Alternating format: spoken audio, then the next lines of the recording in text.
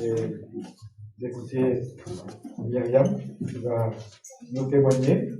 Donc elle va témoigner, après on aura 5 minutes où on pourra lui poser des questions. Et puis ensuite, elle nous apportera ce que le Seigneur a mis sur son cœur.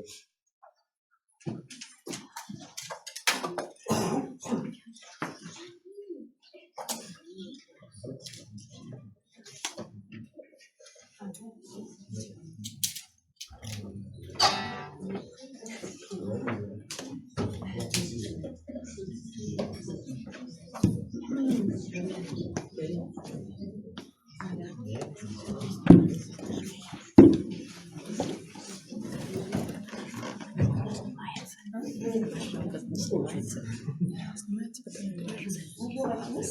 Bonjour. Bonjour, moi je m'appelle Myriam. C'est polonais, donc c'est très peu prononçable. J'ai 42 ans. Et donc Pascal m'a invité pour venir témoigner de ma foi en tant qu'ex-championne du monde de karaté. Voilà, je dis ex parce que ça fait 15 ans maintenant que j'ai arrêté. J'ai arrêté mes compétitions en 2006, j'ai commencé en 90, ça fait long.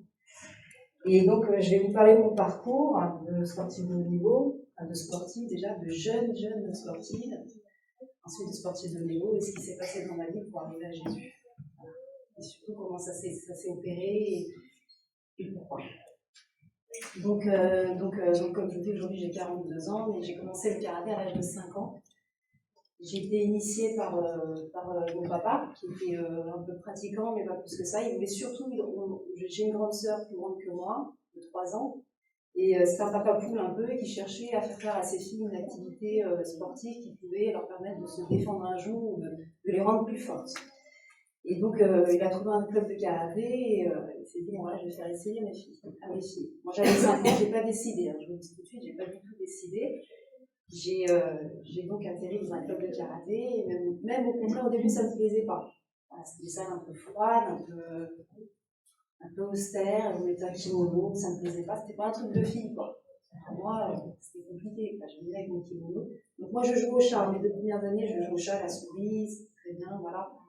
Mais sans grande conviction. Mon père voilà, pour dire aussi que le sport de haut niveau, on y arrive aussi parce qu'on a un papa ou une maman ou un groupe derrière qui nous pousse un peu, parce que tout seul on n'y arrive pas au niveau. C'est pas le but du sujet aujourd'hui. On parle un peu du sport de haut niveau et foi. Donc moi je vais arriver doucement vers le sport de niveau. Qu'est-ce que c'est et surtout qu'est-ce que ça implique pour les gens dans leur vie de tous les jours. Il y a des bonnes choses comme des moins bonnes choses. Voilà. Donc 5 ans, donc je commence donc le karaté, mon papa un peu derrière, il nous est jamais loupé une séance de karaté, c'était 2 fois par semaine et on ne loupait pas, pas de problème. Et puis un peu en dilettante comme ça, jusqu'à mes 11 ans, j'ai un grand maître de karaté qui est venu faire des stages, comme moi aujourd'hui je viens un peu témoigner, dans les clubs de karaté c'est pareil, il y a des grands maîtres qui viennent des fois donner des stages comme ça, de nouvelles techniques, et puis c'est des grands du milieu, donc ils viennent exceptionnellement dans les clubs dispenser des cours. Et un jour, j'ai un grand maître de karaté qui était d'origine laotienne, qui est venu dans mon club, j'avais 10 ans. Et là, révélation pour moi, j'ai adoré. Pourquoi je ne sais pas. Et j'ai dit à mon père, je veux le suivre dans son club. Donc j'ai suivi. Et de là, ce monsieur a fait de moi une championne. C'est venu comme ça du jour au lendemain. Ça s'est révélé. Et de compétition, il m'a initié aux premières compétitions. On parle des compétitions régionale, ensuite nationale, ensuite internationale, et puis voilà, mondiale. Et sur mes premières compétitions, je me suis révélée, j'avais 11 ans, et là, de suite, je suis championne des Yvelines, championne de France, et ça ne m'a jamais arrêté. Et ce monsieur-là m'avait pris sous il était bouddhiste, je précise. Il m'avait pris sous sa tutelle, j'étais un peu sa fille spirituelle, quoi. Mais bon, on était un club de compétition où il y avait beaucoup de champions. Moi, j'étais celle un peu qui émergeait comme ça. Et donc, jusqu'à mon premier championnat de France à l'âge de 14-15 ans, je deviens championne de France. Donc, je peux dire qu'à ce moment-là, j'avais quand même entre guillemets, sans prétention, un don. On a tous un don. Et là, vraiment, j'avais trouvé ce petit filon-là que peut-être Dieu avait mis en moi, ou que des choses avaient fait que j'avais vraiment un don. Donc, j'arrive championne de France et j'ai fait, dans ma carrière, 10 fois championne de France. Et donc d'année en année, ça se renouvelle tous les ans. Je suis championne de France et mes premiers championnats d'Europe. Je fais une classe de 3, ensuite 2, ensuite 1, jusqu'à être championne d'Europe 5 fois. Et donc voilà, je construis une carrière comme ça jusqu'à mes 33 ans. Mais en fait, derrière cette apparate de championne, parce que j'étais reconnue, je commençais vraiment à être reconnue dans le milieu, j'étais crainte. Quand j'arrivais en compétition, j'arrivais dans les vestiaires, tout le monde se taisait. C'était un peu bizarre, c'était un peu grisant même, mais voilà. Donc j'étais vraiment reconnue dans le milieu, mais au fond de moi, plus ça allait, et plus je m'enfonçais. C'est-à-dire, ma personnalité changeait, j'étais plus la même. Je me levais le matin, j'avais plus trop envie, j'avais plus trop la joie. C'est-à-dire que j'étais une gamine à la base qui était très joyeuse, très, très joueuse. Puis là, d'année en année, ça périssait. J'étais pas forcément très heureuse. Alors que sur le papier, tout un chacun pourrait dire, ça y est, on est arrivé à l'objectif, j'ai atteint mon objectif de vie, on va dire, parce que ça peut être un objectif de vie pour un jeune. Je vois des adolescents. D'ailleurs, est-ce qu'il y a des pratiquants de karaté dans la salle? Donc voilà, pour un jeune, ça peut être un objectif, ça peut être... et c'est bien d'avoir des objectifs quand on est enfant, il faut en avoir. Parce que sinon, voilà, on peut partir un peu n'importe où. Donc c'est un bel objectif quand même, le sport de haut niveau, on peut dire. Mais moi, plus j'avançais, j'arrivais pas à me galvaniser de tout ça. J'avais des collègues aussi, parce que j'étais en équipe de France, j'avais des collègues qui étaient champions de France ici dans leur catégorie, dans la mienne, qui étaient heureux, ils faisaient des stages, ils pensaient même à écrire des livres sur leur parcours, sur le karaté, sur les techniques. Et moi, je me sentais larguée. J'étais là, je suis la meilleure de ma catégorie. Je suis reconnue plus même en international. J'avais des Japonais qui venaient me saluer. Vous voyez, quoi, une tête blonde comme ça. Moi, les Japonais venaient tous sensei, parce que sensei en japonais, ça veut dire maître. On m'appelait maître. Et moi, il y avait quelque chose qui dissonnait en moi. J'étais là, je dis, ok, maître. Voilà. Mais en fait, je ne collais pas du tout avec cette atmosphère et puis surtout l'étiquette qu'on me portait. Voilà. C'était pas moi. Donc, d'année en année, jusqu'à à peu près mes 25 ans, c'était très compliqué. J'avais quelque chose qui mûrissait en moi de malsain. C'est-à-dire qu'en plus, je commençais à devenir égotique, c'est-à-dire que, voilà, comme je vous dis, quand j'arrivais dans le vestiaire, je sentais que les gens se taisaient un peu, le respect total. Ça commençait à me plaire un peu. Mais dans ma vie de tous les jours, j'étais toute seule. J'étais seule, vraiment. Je me levais le matin. En fait, j'avais fait le vide autour de moi parce que dans le karaté, pour être respecté, il faut être craint. Donc, forcément, on ne parle pas à tout le monde, on fait des petites castes. Et puis, voilà, comme je vous dis, le décalage dans la vie de tous les jours. Je me levais le matin, je me sentais seule, la vie de famille était un peu dissolue. Après, je vais vous expliquer un peu en parallèle ce qui se passait. Et donc, voilà. Donc là, commençait à mûrir en moi une recherche, autre chose. J'ai soi-disant atteint l'objectif de ma vie et je ne suis pas heureuse. Il me manque quelque chose, vraiment. Et pour parler de Dieu, en fait, depuis toute petite, j'avais une attirance pour Dieu. Moi, je suis née dans une famille athée. On ne m'a jamais dit qui était Dieu, on ne m'a pas baptisée. On était une famille plus ou moins unie. C'était correct. Voilà, mes parents étaient aimants, c'est sûr. Et on n'avait pas de tradition. C'est-à-dire, dans la famille, voilà, le dimanche, on n'allait pas à l'église, on n'avait pas vraiment de tradition particulière. Mais moi, je sentais une attirance vers les églises. Dans mon petit village où on a emménagé quand j'avais 5 ans, bon, à notre époque, c'était dans les années 80, on pouvait encore traîner dans les rues. Donc moi, entre 5 et 10 ans, je traînais un peu comme tous mes copains dans la rue, puis moi, j'allais à l'église. Mais en fait, je ne me l'expliquais pas, j'adorais. Je rentrais, j'étais de suite respectueuse, j'avais quelque chose qui se plaçait sur moi. Je savais qu'il ne fallait pas toucher à ci, je savais qu'il ne fallait pas toucher à ça, donc il y avait quelque chose qui me plaisait. Et puis, il y avait la Bible aussi. La Bible, j'avais trouvé, je me souviens, dans un conte chez moi, alors ça devait être une grand-mère ou je sais pas, et puis je l'avais mis sur mon chevet, je l'avais toujours avec moi. Bon, bien sûr, je l'ouvrais de temps en temps, mais j'y comprenais rien. En tout cas, c'était là.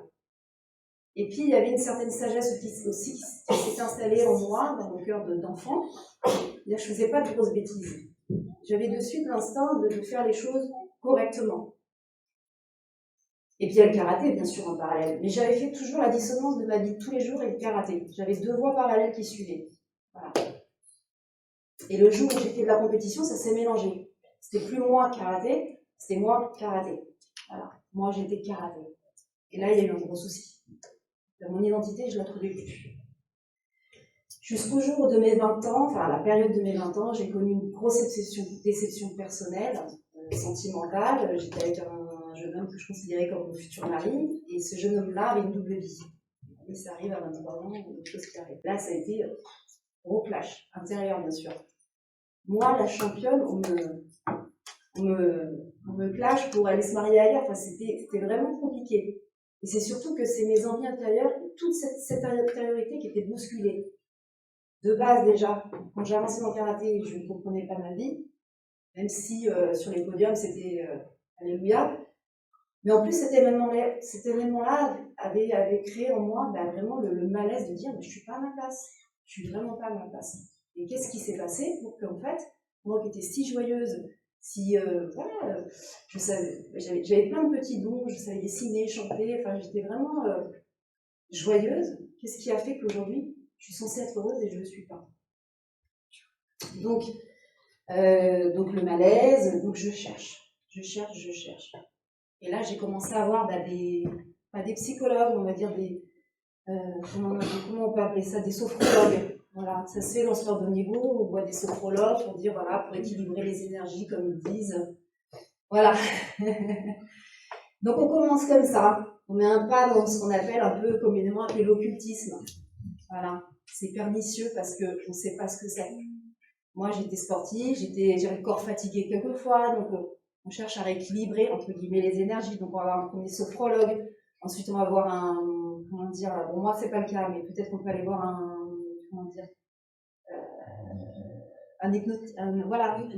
hypnotiseur, voilà. Donc trouver des petites choses pour essayer d'aller mieux dans son corps et dans son esprit. Voilà. J'ai mis le pied là-dedans. Et jusqu'au jour où j'ai vu une voyante. Voilà, une voyante, un magnétiseur. Parce que j'avais quelque chose qui me collait à la peau qui n'allait pas. Ça dissonnait, je voulais trouver mes réponses. Et il y avait la Bible aussi. La Bible, je l'ouvrais. Ça me parlait plus ou moins, mais je l'ouvrais, j'essayais de comprendre, mais bien sûr, je ne comprenais rien. Et avance comme ça, et ça allait de plus en plus mal. Plus je voyais ces gens-là, et plus j'allais mal. Mais bien sûr, je ne le montrais pas, hein. J'étais encore championne d'Europe, championne du monde. Là, on était à cette période-là, je suis devenue championne du monde, je suis devenue 4 fois vice-championne du monde individuelle.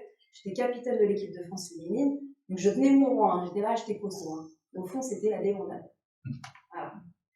Donc, comme quoi, on peut faire bien les choses en apparence, hein, mais vraiment, au fond, c'était très compliqué.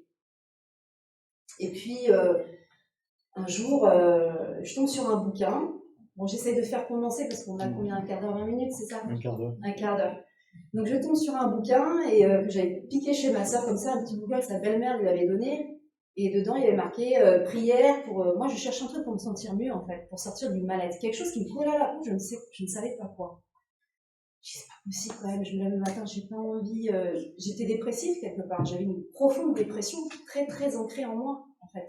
Je sais pas si quelqu'un a connu la dépression ici, mais c'est très pernicieux, c'est très difficile à s'en détruire. Très très difficile. C'est quelque chose qu'on combat tous les jours. Alors bien sûr, devant c'était sourire, hein, j'étais un clown, quoi, en fait. Et puis, donc je vois ce petit bouquin, je dis à ma soeur, ouais, je te l'emprunte, j'ouvre le bouquin, et là je vois un tas de prières, prière à Saint-Joseph, à Saint-Gabriel. Et là, hop, je vois une photo comme ça, Jésus comme ça.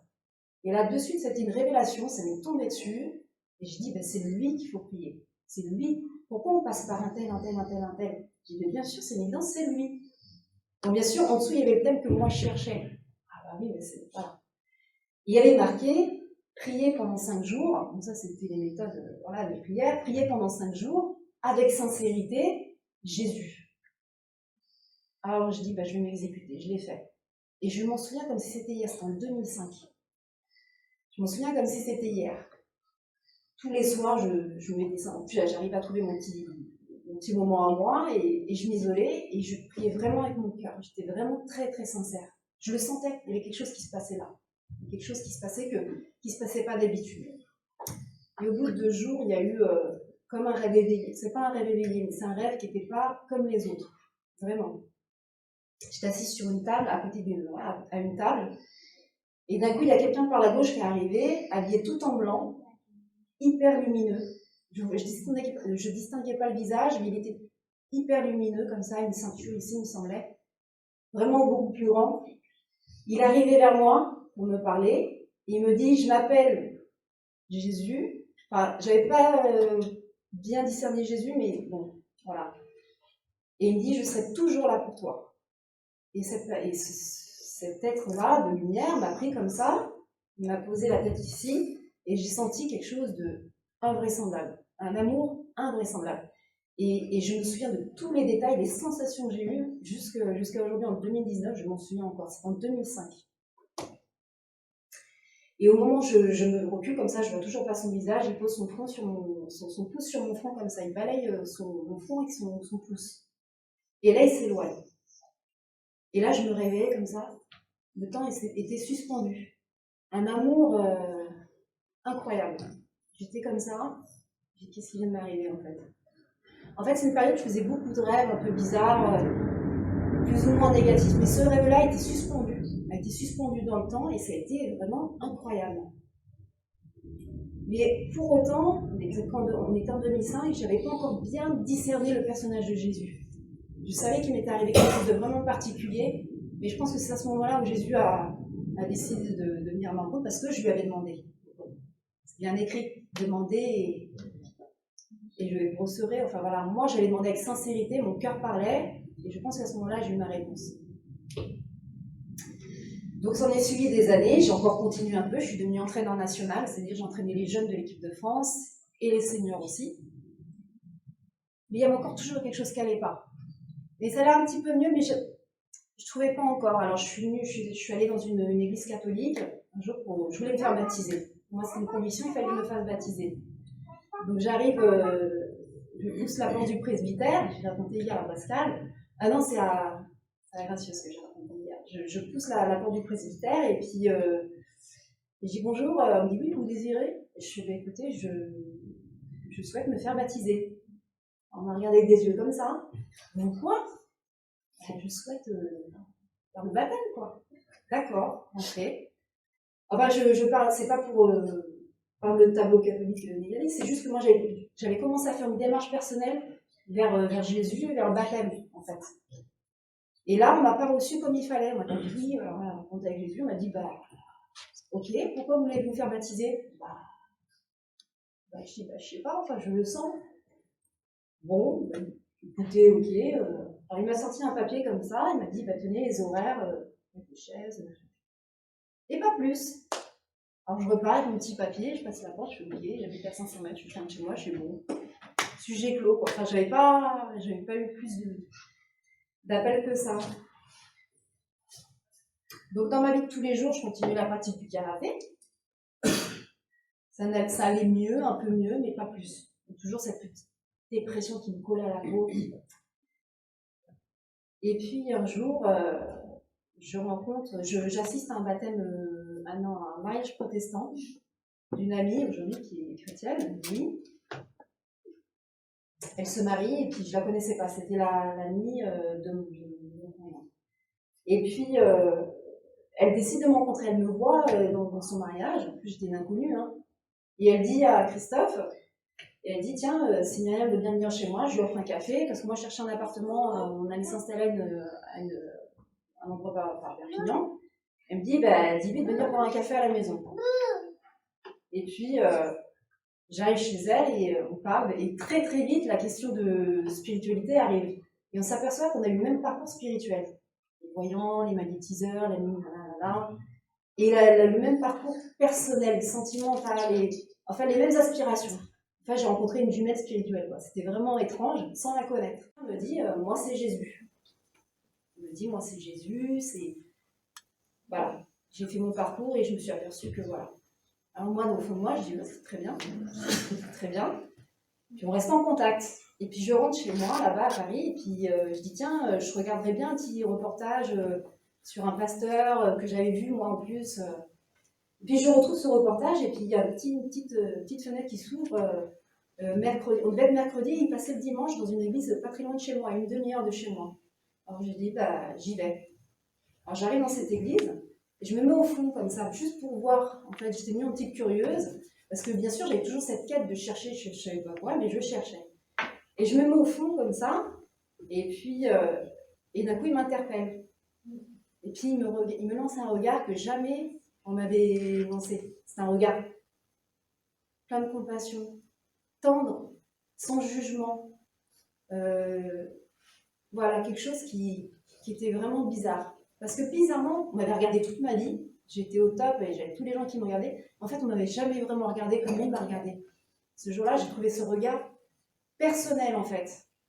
C'était vraiment étrange. Et là, il me tend la main, et puis il m'amène au milieu, puis là, il témoigne de ma vie. Il me dit, Jésus t'aime beaucoup. Et ce jour-là, j'ai reçu le baptême du Saint-Esprit. Et depuis ce jour-là, c'était une transformation radicale. J'étais plus dépressive. Bon, bien sûr, il y a eu des petits restes de plein de choses, parce que je pense que c'est la mémoire qui fait que, mais ma dépression qui me collait à la peau depuis, on va dire, depuis les années 2000, même 96, n'existait plus. J'avais plus ce mal-être, ce truc qui me collait à la peau et j'arrivais pas à me dépêtrer. Et j'en avais fait des choses, et j'en avais vu des gens, hein. Mais ce jour-là avait signé la fin de ce calvaire. Ouais. Et après, ben voilà, j'ai fait mon cheminement. Et après, juste après, j'ai ouvert la Bible. Et bizarrement, je commençais à comprendre. Un peu. Un peu plus, et un peu plus, et un peu plus. Et après, bon, bien sûr, on est bébé au début. Moi, j'entendais plein de choses, mais je ne les comprenais pas. Et au fur et à mesure, ben, j'ai grandi. Et j'ai compris. Et en plus, ce pasteur, après, je fréquentais un peu cette église. Parce que c'était pas en plus chez moi, mais bon, j'y allais dès que je pouvais. Et puis, il me disait, il faut que je sois numéro 1 dans ta vie. Au début, oui. Et après, j'ai compris ce que c'est numéro 1 dans sa vie. C'est Jésus à la place de numéro 1. Et s'il ne l'a pas, ben, il y a un problème quelque part, enfin, en tant que chrétien. Au début, je ne comprenais pas. Et aujourd'hui, je peux dire et témoigner que, en fait, même s'il y a les choses de la vie qui fait qu'on a des fois, on a besoin de travailler, on a des enfants, tout ça, aujourd'hui, c'est mon meilleur ami. C'est mon meilleur ami, mais vraiment, je le sens comme une présence qui est toujours là. Il est numéro 1. J'adore mes enfants, moi je suis une maman poule. Mais Jésus est numéro 1. C'est difficile. Enfin, voilà. Bien sûr, pour vous, c'est pas difficile parce que vous êtes tous chrétiens, vous comprenez. Mais aujourd'hui, ça arrivé. Et c'est un peu de l'ordre de l'inexplicable parce que moi, aujourd'hui, j'ai des collègues en équipe de France, ils savent que je suis chrétienne. Bon, je sais que des fois, certains pensent, bon, celle-là, elle a un peu viré coton, hein. Un peu space des fois. Mais je me dépine pas. J'ai plein de copains qui sont champions du monde, ils sont olé olé, c'est dans le monde du cinéma. Parce que ça aussi, j'ai un peu approché le monde du cinéma. Et on regarde un peu, ils voient que je suis plus heureuse. Avant, j'avais un très bon ami en équipe de France qui me disait, Myriam, dans la vie, il ne faut pas être chêne, il faut être bambou. Pour lui, j'étais un chêne. C'est-à-dire, je ne pliais pas. Je n'étais pas ouverte. Je ne souriais pas. Je n'étais pas heureuse. Aujourd'hui, moi, je suis contente de parler aux gens. Je parlais à personne. Moi, avant, j'étais enfermée sur moi. Même si j'ai toujours aimé les gens, mais je n'arrivais pas à communiquer. J'étais fermée. J'étais sur mes hauteurs, on va dire. Et puis maintenant, j'adore ça, je suis ouverte. Et puis il me reconnaît pas, il me dit, il est là, il fait, ça va même. Je suis impeccable. Des fois, on se rencontre un peu tous encore. Il me dit, ça va, je peux. Et puis je vois qu'il me regarde avec un œil différent. Il me dit, qu'est-ce qui lui est arrivé? Qu'est-ce qui lui est arrivé à elle là? Donc je lui ai témoigné, je lui ai dit, j'ai dit, David, moi j'ai rencontré Jésus. Et il est là, ouais, super. Mais voilà. Donc maintenant, que dire de plus? Bon, après, c'est un peu condensé ce que je vous ai raconté, mais aujourd'hui, bon, voilà, je fréquente un réseau chrétien de sportifs et on s'aperçoit aussi qu'il y a un réveil aujourd'hui. Il y a un gros réveil de sportifs chrétiens. Je peux vous en citer, il y a plein de footeux. Blaise Matuidi, Olivier Giroud, je ne sais pas si vous l'avez vu. Et de plus en plus, on s'aperçoit qu'il y a des sportifs qui... Alors Dieu, je pense qu'il utilise, il rebondit sur des situations, bien sûr, pour sa gloire. Et comme on est un peu mis en avant, il y a dans chaque milieu, je pense qu'il faut, on est là pour rayonner. Moi aujourd'hui, je sais que j'ai une image, de la championne, voilà. Mais si un jeune aujourd'hui peut voir ce que je suis aujourd'hui, ce que je suis devenue, et si ça peut lui servir, tant mieux. Parce que je pense qu'il y a plein de milieux qui sont pernicieux comme le sport de haut niveau. On en parlera, mais enfin non, je suis là pour en parler, mais le sport de niveau, je vois des jeunes, c'est très bien. Dans le sens où ça donne des valeurs, du travail, se battre pour un objectif, être un battant. C'est important d'être un battant dans la vie. Parce qu'on est quoi? En tant que chrétien aujourd'hui, on est dans une certaine bataille spirituelle. On est des combattants. Voilà, il y a des oppositions. Voilà, arriver pour un objectif. Bon, il y a le côté pernicieux où il y a l'ego qui parle beaucoup. Et puis après, on ne s'appartient plus. À un moment donné, le karaté, moi j'étais devenue karaté. Et en plus, quand j'arrive aux compétitions, on me regardait, je sentais de plus en plus, on me regardait d'une façon qui n'était pas moi du tout au fond. Moi, je suis quelqu'un de jovial, j'aime les gens, j'aime partager. Puis j'étais devenue beaucoup, sur mes hauteurs, une reine, quoi, une diva en fait. Et j'avais horreur de ce regard-là. Et les gens, ils me regardaient d'un air. Et je sais qu'il y a des gens qui me détestaient aussi. Ils allaient me dire, mais elle se prend pour qui celle-là?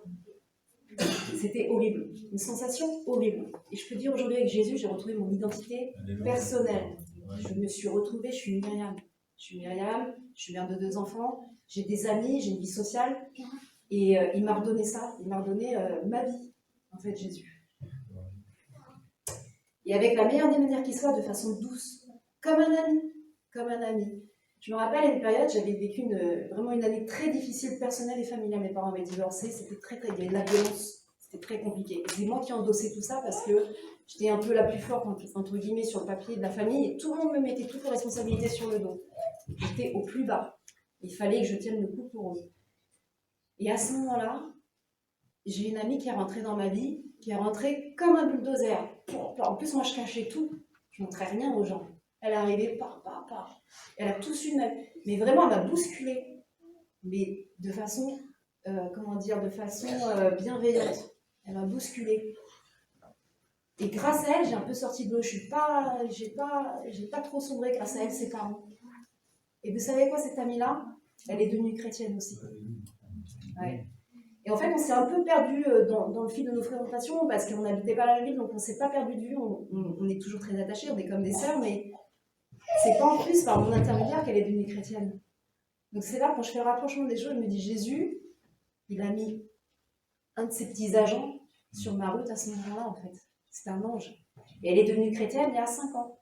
Un peu comme moi à cette période-là. C'est quand même fou, non? Voilà. Ouais. Donc Jésus, il fait des choses tous les jours. Tous les jours pour nous de façon invraisemblable. Et si on arrive à ouvrir les yeux, si on arrive à ouvrir notre conscience, et ne serait-ce que, essayer d'analyser un peu notre vie de tous les jours, on s'aperçoit qu'en fait, il est là tout le temps. Voilà. On peut poser des questions. Ah oui?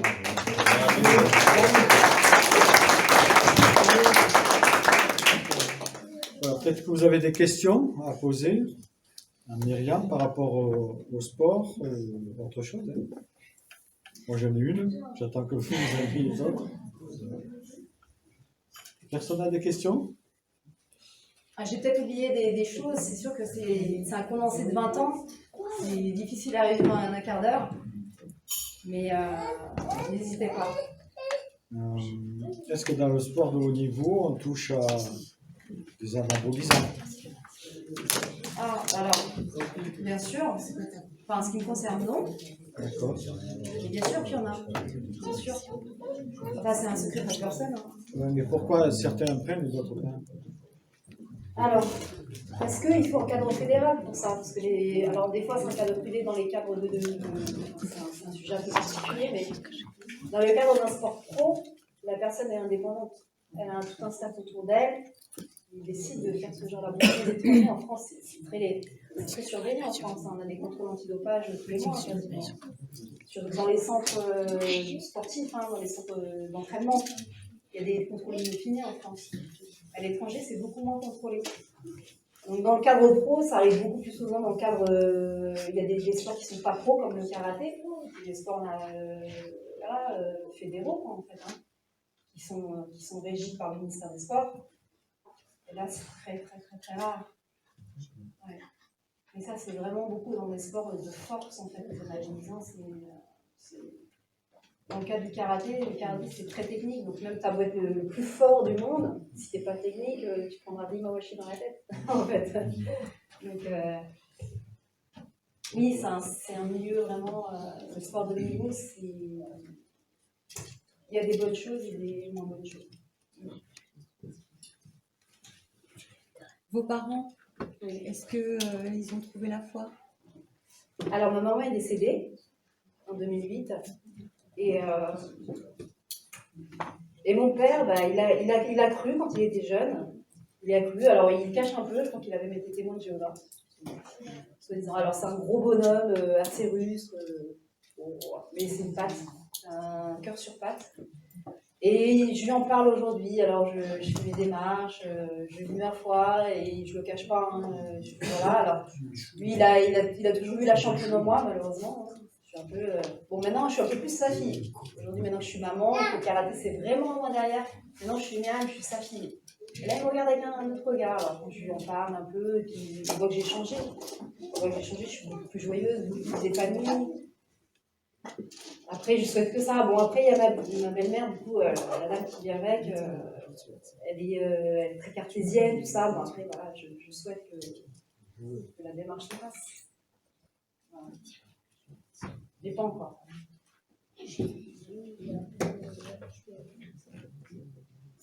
Est-ce qu'il y a d'autres questions?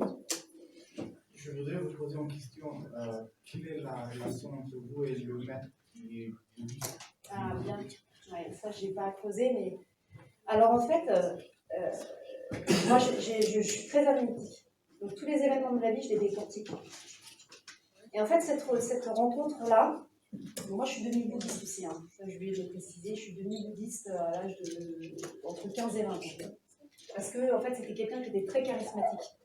C'est une personne, en plus, bienveillante, très gentille. Mais il avait beaucoup de foule avec lui. D'ailleurs, il a fait beaucoup de champions. Hein. Je n'étais pas la seule. Hein. Et je ne sais pas si vous connaissez Chantal Joanneau, ancienne ministre des Sports. Mais elle est mon club d'origine.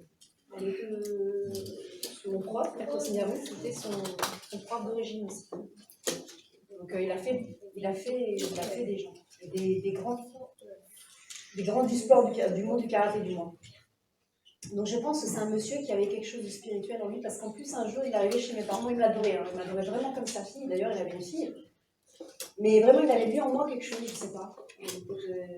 Et un jour il est venu chez mes parents à 23h, moi je dormais, il est venu amener un médaillon à mes parents. Il a donné un médaillon comme ça, parce qu'il était bouddhiste, il était parti là-bas, je crois que c'était en Thaïlande, il était parti 2 mois, faire des prières et tout ça, il avait ramené une médaille, il l'avait donné à mes parents, il me disait ça c'est pour Mimi, il m'a fait Mimi, ça c'est pour Mimi, et avec ça il gagnera toujours. Voilà. Et je vous confesse que en fait, j'avais pas besoin de beaucoup d'entraînement pour être vraiment au-dessus des autres. On ne dirait pas comme ça, mais vraiment, j'avais vraiment quelque chose, vraiment un don. Alors, il n'y a pas 4 fois des champions du monde par hasard. Bien sûr, je m'entraînais, bien sûr, j'avais ma méthode, mais vraiment, j'avais des collègues qui s'entraînaient 20 fois plus que moi. Mais vraiment. Donc, elle est là, la question. Est-ce qu'il y a quelque chose d'occulte? C'est une question qu'on pose souvent, le karaté. D'ailleurs, ce matin, j'avais entendu quelqu'un en WhatsApp qui me dit « Tiens, j'ai repris le karaté », c'est un chrétien qui a repris le karaté, et qui me posait la question si j'étais encore pratiquante ce matin. Et je lui dis, bah moi, tu sais que j'ai fait un virage à 180 quand même. Hein. Voilà, donc c'est pas que j'ai quelque chose contre le karaté, loin de là. Et il me dit, bah tiens, je comprends pas bien cette idéologie des arts martiaux et des chrétiens qui sont toujours en opposition. Du coup, moi, je suis pas théoricienne, mais par expérience personnelle, je peux dire qu'il y a quelque chose de particulier. Parce qu'en fait, moi, quand je mets mon kimono, quand je mettais mon kimono, il y avait quelque chose de transcendantal. Vraiment, j'étais puissante, j'étais une autre personne. Je ne sais pas si vous avez vu des vidéos, enfin, si vous regardez sur YouTube, je suis une toute autre personne. Et d'ailleurs, en fait, quand les gens m'invitaient dans les clubs, je venais pas souvent parce que je n'aimais pas ça. Je n'aimais pas transmettre le karaté. C'est bizarre d'ailleurs. Au fond de moi, j'ai l'impression de mentir sur quelque chose. Mais quand les gens me rencontraient en dehors de mon entité karaté, en kimono, ils disaient, mais on ne te connaît pas. C'est sympa finalement. Voilà, ils ne me connaissaient même pas physiquement. Voilà. Donc, que dire? Cette petite médaille, moi j'en ai discuté avec des pasteurs quelquefois, et on suppose que peut-être il y a quelque chose. J'aime pas avoir des idées vraiment très franches là-dessus sur la question, mais. Quand vous dites qu'il était très spirituel, oui. L'ennemi aussi est un esprit. Oui. À travers cette médaille, quand Satan vient tenter Jésus dans le désert, il lui dit si tu te prosternes devant moi, je te donnerai tout ce que tu dois. Quelque part, vous êtes aussi prosterné devant devant ce genre de situation. Ben, c'est Et, tout à fait ça. et puis vous êtes déjà monté à un niveau C'est tout à fait sur le ça. toit du monde, comme on peut dire, parce que vous étiez chanteuse du monde, donc vous êtes monté sur le toit du monde. Mais Jésus n'a pas permis une chose, c'est que je sois médiatisée. Et là, je le remercie. Mais vraiment. Parce que c'est un piège aussi, la médiatisation. Vous savez, je veux dire une chose. Dans mon milieu, j'étais la number one. Je n'ai pas honte à le dire, mais vraiment. Et j'étais jamais sur les coups de couverture du magazine Karaté. Jamais. Alors moi, je pestais un peu au fond. Je me disais, pour qui il y a des gars qui parlent. Voilà, c'est bon. En fait, je pense que Jésus n'a jamais permis que j'exploite ce filon-là. Parce qu'après, c'était le piège qui se refermait. Voilà, on a invité par-ci, par-là, par-là. Aujourd'hui, j'ai une amie, Laurence Fischer, qui est à Orsay, qui aujourd'hui, elle travaille pour le ministère des Affaires étrangères, elle est représentante du sport français à l'étranger. Donc, elle a vraiment un haut poste politique. Et moi, alors là, je laisse. Alors là, non, non, non, non. Parce que je sais que c'est pas... Enfin, moi, personnellement, je préfère faire ce que je fais aujourd'hui. Proche des gens, témoigner de ma foi en Jésus, de la vie en Jésus. Pour moi, ça, c'est la vérité. C'est vraiment la vérité.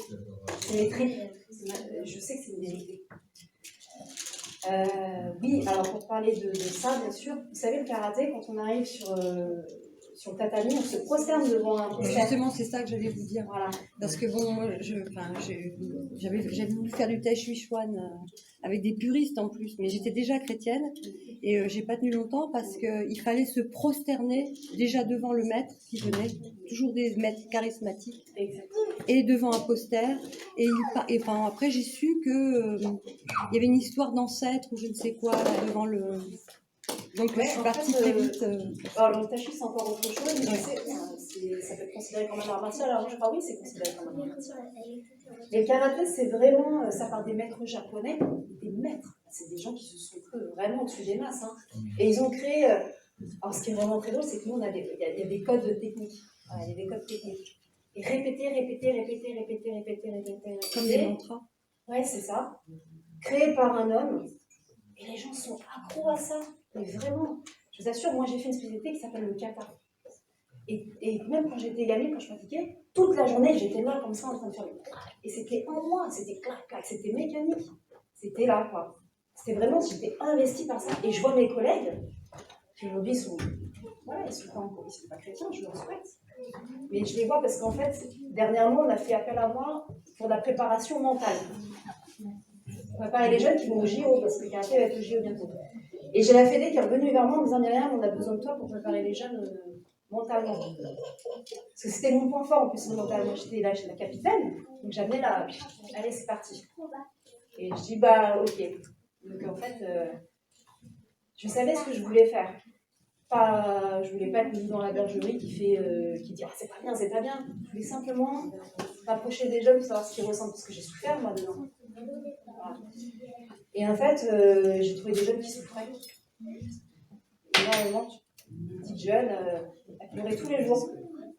Elle était au Pôle France Karaté. Pôle France Karaté, elle préparait les préparations de JO. Elle dit je souffre tous les jours.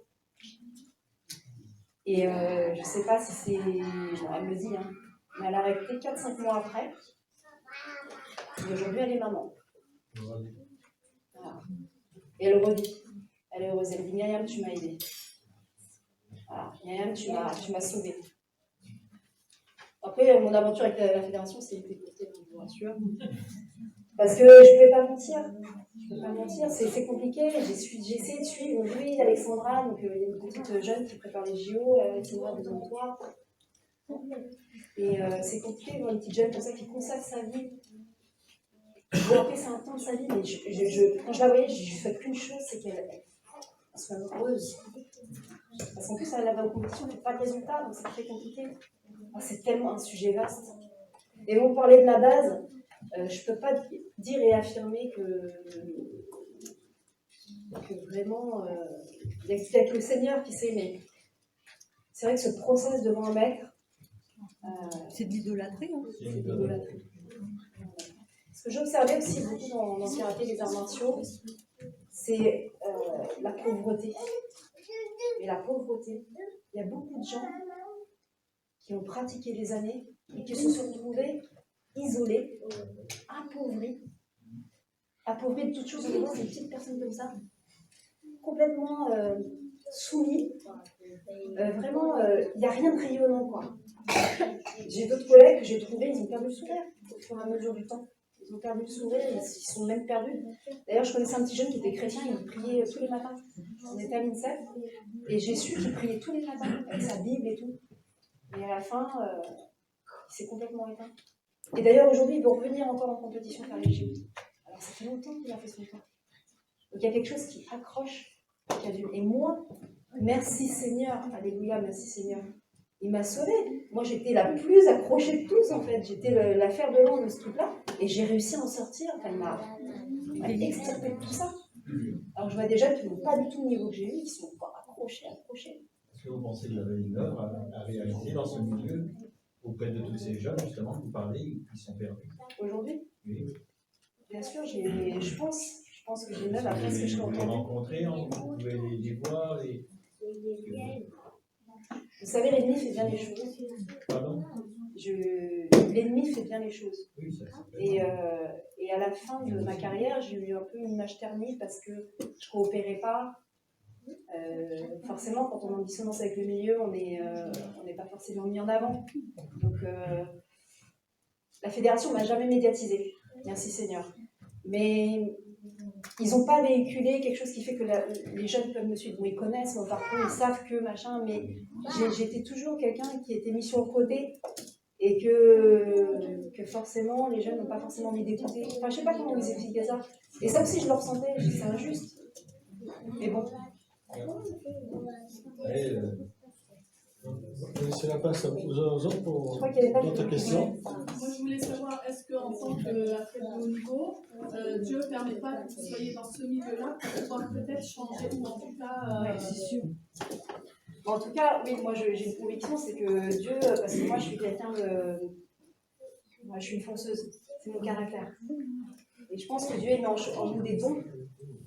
Et puis, c'est vrai que peut-être qu'il y a aussi des bonnes choses aussi dans cette histoire de karaté.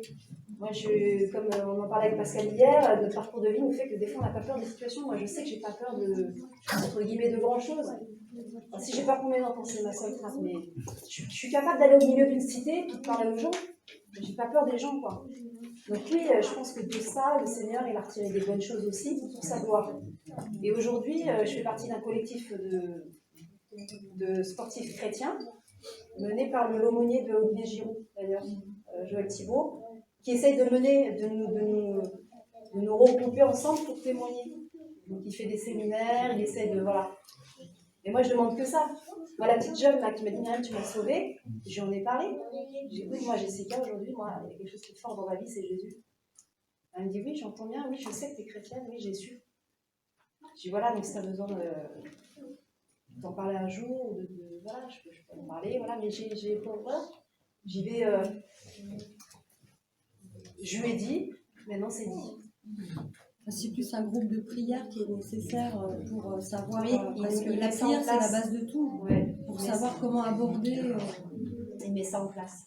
Mais le réveil chrétien chez les sportifs, c'est tout nouveau. Enfin, moi, du moins, c'est ce que dit Joël aussi, parce qu'il s'occupe de ça. Il part au JO, là, à Tokyo, pour être aumônier au JO.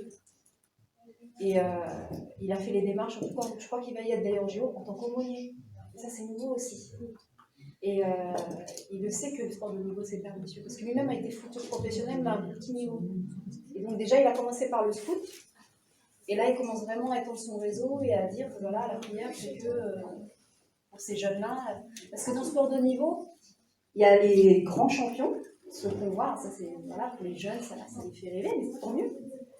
Et puis il y a toute cette sous-couche de jeunes qui sont mis de côté, qui deviennent des laissés pour compte sociaux, vraiment, parce qu'ils ont oublié leurs études, leur famille, ils ont tout laissé pour arriver à être au top alors qu'ils ne le sont pas, donc aujourd'hui il faut qu'ils rattrapent. Donc il y a ces gens-là aussi qui ont de l'aigreur, qui ont plein de choses qui, bon, bah, c'est partie de la vie aussi. Enfin, il y a plein d'autres milieux aussi qui sont comme ça. En tout cas, le sport de niveau, ça le dit. Et cette fameuse médaille, qu'est-ce qu'elle est devenue? Alors, cette fameuse médaille, moi, je la gardais précieusement. Pour moi, c'était le cadeau du siècle. Je l'ai gardée de 11 ans et elle s'est cassée à 19 ans, 20 ans. Hein? Elle s'est cassée. Je ne l'ai plus trouvée. Moi, c'était mon joyau. C'est-à-dire que Elle avait sa petite boîte, tout, voilà, c'était bon, je la gardais là. En plus, elle ressemblait vraiment, c'était tout petit comme ça, et puis elle était en marron, c'est pas très joli comme ça. Et pour moi, c'était. Voilà. Et un jour, je sais pas, la chaîne s'est cassée, je l'ai plus trouvée, du tout. Alors j'étais dépitée. Une fois que la chose était faite, j'ai plus besoin d'un médaille. Est-ce que vous êtes en lien avec Sport et Foi? Oui, ouais, je crois qu'il m'avait. Parce que moi, j'ai commencé mon témoignage il y a 3-4 ans maintenant, 3 ans. Et après, j'ai mes enfants aussi beaucoup occupés parce que je suis avec un militaire et il n'est pas souvent là non plus. Donc, je suis très, très occupée dans mon quotidien. Donc, dès que je peux témoigner, je témoigne, mais j'ai du mal aussi un peu à me libérer. Sport et Foi, ils m'ont contacté, je crois qu'ils ont fait un article, ils ont relié sur leur page. Parce qu'il y a eu, en fait, c'est pour ça que Pascal m'a contacté, il y a eu un article de Paul et Sephora, vous connaissez? Oui. Voilà. Il est magnifique, j'adore, parce que c'est à relire, je trouve ça. En fait, j'ai rencontré, alors, pour la petite histoire, pour ça, Jésus, quand il rentre dans votre vie, il enclenche des choses invraisemblables et des concours de circonstances qu'on n'imagine même pas. Et on dit, quand même, Nelly, donc mon amie chrétienne par qui je suis devenue chrétienne, enfin, voilà, elle m'a parlé de Jésus, je l'ai assistée à son mariage. Elle a à un moment donné voulu créer une marque de vêtements. Je ne sais pas si vous avez entendu parler de Replug. Voilà, ben c'est Nelly. En fait, on l'a fait dans sa cuisine. Un jour, elle arrive comme ça, on parle parce qu'on discutait beaucoup toutes les deux. En fait, c'était ma voisine, c'était une femme de métier. Son mari était collègue, mais vraiment collègue avec mon mari. Donc, du coup, on se côtoyait beaucoup avec nos enfants. Et un jour, on parlait comme ça. Elle me dit, je vais chercher du travail. Elle me dit, tu sais, le travail, j'ai pas trop envie parce que j'ai quelque chose dans mon cœur. Ah, j'ai envie de faire quelque chose. Alors, je fais, c'est quoi? Elle me fait, je veux créer une ligne de vêtements, des t-shirts avec les versets de la Bible. Voilà. Alors, je dis, Nelly, vas-y, feu. Et elle, moi, je suis. Voilà. Et je dis, vas-y, je t'accompagne. Elle dit, tu crois et tout? Je dis, vas-y, on y va. Clac. Et de fil en aiguille, elle a rencontré les bonnes personnes, elle a même réussi à amener. Voilà, Olivier Géraud, vous voyez, sur le magazine, il a son t-shirt. Elle part de Perpignan. Et donc, de fil en aiguille, elle a rencontré tellement de monde extraordinaire, et ça l'a amené incroyable. Voilà, ouais. Sur ce magazine-là, il porte son t-shirt Replug. Il a réussi à l'avoir. Et en fait, lors d'un shooting de sportifs chrétiens, il y avait aussi Marman. Et puis il y avait aussi plein de chanteurs de collectifs parce qu'ils voulaient faire un truc gospel. En fait, j'ai rencontré le patron de Paul et Sephora, il a voulu faire un article. Il connaissait un peu le sport machin. Puis de là, le magazine Jésus a voulu publier. Voilà.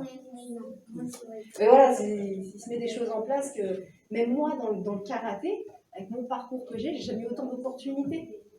Enfin, je parle pas d'opportunités personnelles, hein, mais je parle de rencontres.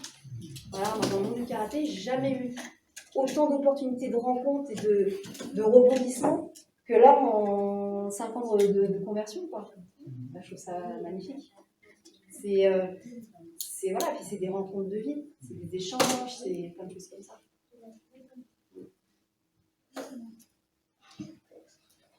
Est-ce que vous vous êtes rencontrés avec les Giroud et les autres sportifs pour partager votre foi ensemble? Oui. En fait, il y a des choses en place, c'est très récent. Okay. Voilà, donc en janvier, il va faire un gros séminaire. Justement, il cherche une salle à l'UNICEF vraiment dans le giron sportif pour vraiment créer cette émulation. Teddy Riner est chrétien. Teddy Riner, après, Blaise Matuidi l'est. Enfin voilà, il y a tout un truc comme ça qui se met en place, c'est incroyable. Il dit des choses que je pensais, en fait. Il y a le cultisme aussi, malheureusement. Ouais, c'est très vicieux. Vous savez, un sportif, 98% des sportifs de niveau vont à un magnétiseur pour rétablir les énergies, comme on dit. Moi, j'en ai eu. Si j'en voyais pas un par semaine, j'en voyais pas. J'aime. Alors, des fois, il me dit, mais pourquoi moi, je suis pas très sortie copine, tout ça. J'ai beaucoup d'amis, mais j'aime pas les sorties cinéma, les sorties entre filles. C'est pas mon truc. Mais pourquoi tu sors pas de temps en temps? Tu fais plaisir, un petit cinéma. En fait, voilà, c'est ce que je voulais dire aussi. Avec Jésus, j'aime plus les mêmes choses qu'avant. Moi, j'aime pas aller au cinéma, regarder un film qu'on me met comme ça dans les yeux, des choses, la violence, ça me plaît plus, quoi. Alors quand je lui dis, bah voilà, c'est mon petit concert du week-end quand je viens, parce que il me dit, pourquoi tu vas faire un petit concert Il comprend pas, des fois, que je n'aime pas les choses de tout le monde. Voilà. Ça, c'est normal. Bienvenue au club. Voilà, en mon esprit, ce que tu voulais que je raconte aujourd'hui, pour ta gloire, pour ton témoignage, pour montrer que tu es présent, pour l'amitié et l'amour que tu nous portes, pour faire connaître ta puissance, ta gloire. Merci d'avoir pouvoir générer aussi derrière des inspirations, des réveils. Pour ceux qui ne sont pas chrétiens, je ne sais pas aujourd'hui. Merci Seigneur aussi de nous apporter toujours ta présence, ta gloire. De te révéler à nous aussi, comme quelquefois tu me fais la grâce, Seigneur, la grâce de te révéler à moi et à tout un chacun. Quand tu es présent, Seigneur, quelle joie, quelle puissance, quelle grâce, vraiment. Tu es là tous les jours. Et si on te prête attention, c'est le plus beau cadeau du monde. Merci Seigneur. Amen. Amen. Soyez bénis tous. Merci.